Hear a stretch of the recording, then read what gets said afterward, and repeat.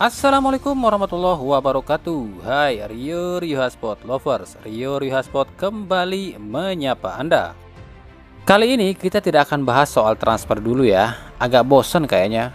Kali ini kita akan bahas tentang fakta-fakta dan pernak-pernik Liga Indonesia. Di antaranya mitos dan fakta tim promosi Liga Indonesia. Ada mitos dan fakta apa saja sih? Lalu ada cerita soal duet maut berbeda posisi yang belum bisa ditemukan lagi di Liga Indonesia. Ada siapa aja sih? Nah, untuk lebih jelasnya kita akan simak dan bahas sama-sama di channel ini. Tapi ya seperti biasa, sebelum kita bahas semua rangkumannya, saya tetap mohon dukungannya untuk channel ini agar terus berkembang dan bisa memberikan berita-berita informatif yang tentunya semoga saja bermanfaat untuk kita semua. Caranya dengan klik subscribe, aktifkan juga notifikasi loncengnya, like, share, dan juga komen. Dan inilah Rio Sport selengkapnya.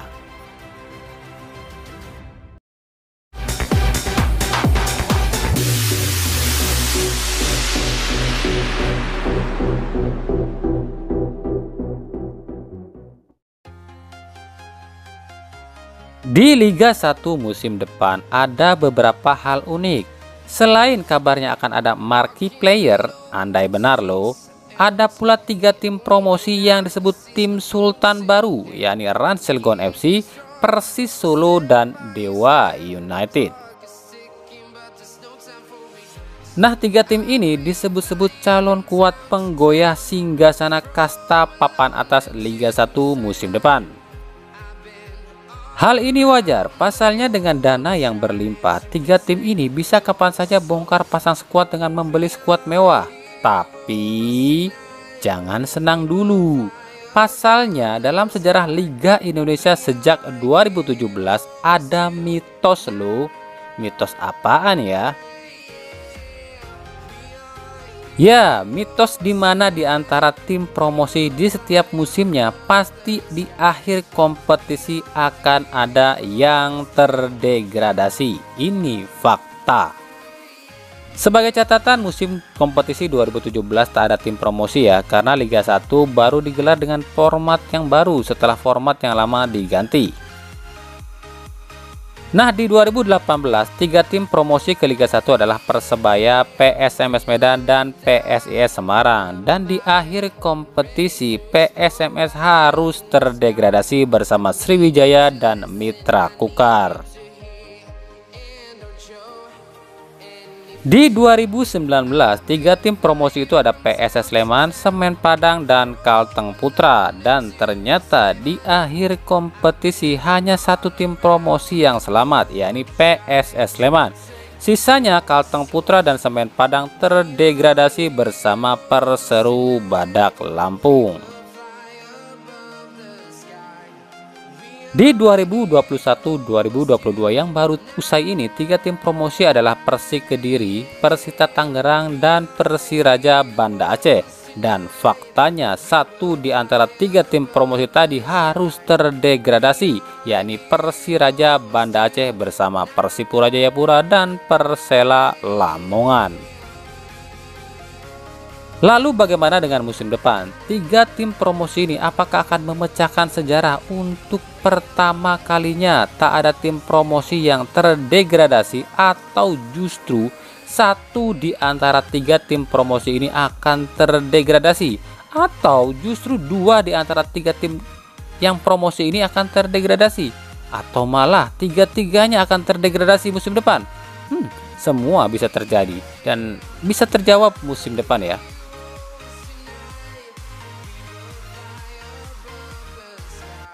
Dan faktanya lagi, sejak 2017 atau tepatnya sejak 2018 belum ada satupun tim promosi yang bisa raih gelar juara.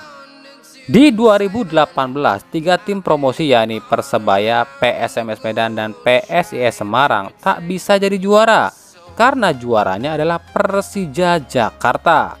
Sementara Persebaya finish di urutan ke-5 dan PSIS di urutan ke-10. Begitupun di 2019, 3 tim promosi yakni PSS Sleman, Semen Padang, dan Kalteng Putra tak bisa jadi juara.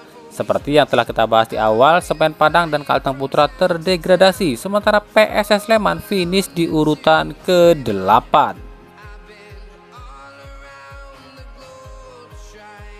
Di 2021-2022 pun demikian, 3 tim promosi yakni Persik Kediri, Persita Tangerang, dan Persiraja Banda Aceh tak bisa jadi juara karena juaranya kembali Bali United. Sementara Persita finish di urutan ke-12 dan Persik Kediri finish di urutan ke-11. Sementara Persiraja Banda Aceh terdegradasi. Lalu, mampukah 3 tim promosi musim ini mengubah sejarah sebagai tim promosi pertama yang bisa jadi juara atau akan sama seperti musim-musim sebelumnya? Tapi harus diingat, Liga Indonesia itu liga dagelan loh, yang bisa saja dengan mudah diatur atau disetting. Jadi apapun bisa terjadi. Oke, kita lanjut ke cerita selanjutnya ya. Di Liga Indonesia, jika bicara soal duet sehati satu posisi itu sudah banyak, seperti striker dengan striker, gelandang dengan gelandang, atau back dengan back. Namun jika duet sehati beda posisi itu sangat jarang. Sejak era Liga Indonesia, tercatat hanya beberapa saja yang bisa disebut duet sehati beda posisi. Salah satunya adalah duet Supardi Nasir dan Muhammad Ridwan. Muhammad Ridwan lahir di Semarang 8 Juli 1980. Ia memulai karir junior maupun senior di PSIS Semarang pada 1999 hingga 2002. Lalu berpindah-pindah klub sebelum akhirnya kembali ke PSIS di 2005 hingga 2008. Sementara Supardi Nasir lahir di Bangka 9 April 1983. Ia memulai karir seniornya di PS Palembang di 2002 hingga 2003. Lalu pindah ke PSPS Pekanbaru dan PSMS Medan hingga 2008. Nah, di musim 2008 inilah kedua pemain ini bertemu dalam satu klub, yakni Pelita Jaya. Keduanya tampil apik di mana Ridwan tampil 59 kali dengan catatan 12 gol, sementara Supardi tampil 33 kali dengan catatan 1 gol. Keharmonisan dan kekompakan keduanya membuat klub Sriwijaya FC tertarik memboyong dua pemain ini. Sebagai klub baru, Sriwijaya FC dikenal dengan tim Los Galacticosnya Indonesia kala itu. Akhirnya duet ini pun berlabuh ke Sriwijaya FC musim 2012 hingga 2015. Kehebatan keduanya pun akhirnya menarik minat tim sebesar Persib Bandung untuk mendatangkannya. Dan disinilah puncak karir duet yang disebut duet RSSS atau Ridwan Supardi sehidup semati.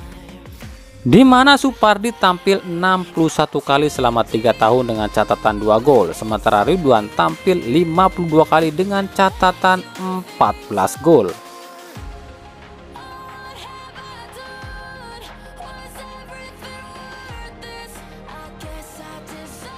Setelah sukses mengantarkan Persib raih gelar juara di 2014, keduanya kembali ke Sriwijaya FC. Namun karena kompetisi yang acak-acakan, dua pemain ini pun berpisah. Supardi kembali ke Persib dan bertahan hingga 2022, sementara Ridwan pulang ke PSIS dan pensiun di 2019. Di era Liga Indonesia, mungkin inilah satu-satunya duet lokal terbaik yang pernah ada. Sejak saat itu belum ada lagi duet lokal sehati yang terbaik di Liga Indonesia. Persib pun terus mencari atau membuat duet ini lagi kembali, tapi tak juga menemukan hasil. Sempat oke antara Hen-Hen dan Febri Haryadi, di mana bisa saling bantu-membantu.